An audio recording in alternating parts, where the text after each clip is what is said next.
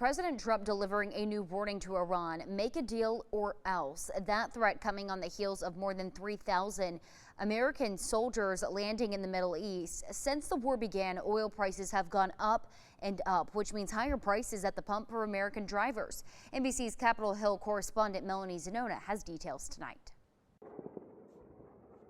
1 month into the war in Iran, and President Trump sending mixed messages on the next steps in the conflict.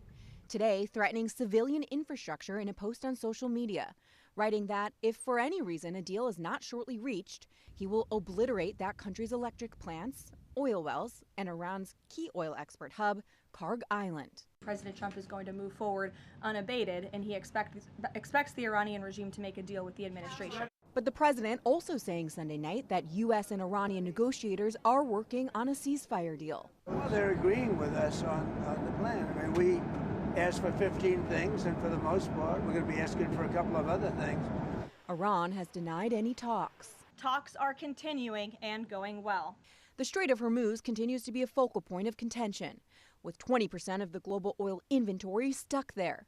Iran has essentially shut it down. Now, they are making threats about controlling the Hormuz Straits in perpetuity, creating a tolling system and the like. That's not going to be allowed to happen. President Trump, in an interview with the Financial Times, says he would like to take the oil in Iran and may seize Karg Island. All this as 3,500 American troops arrived in the Middle East this weekend. It's the job of the Pentagon to create maximum optionality for the commander-in-chief. It does not mean the president has made any additional decisions. And if the president decides to put American troops inside Iran, he would face congressional headwinds from Democrats and even some Republicans. We cannot have American troops on the ground in Iran. This is going to be such a risky operation.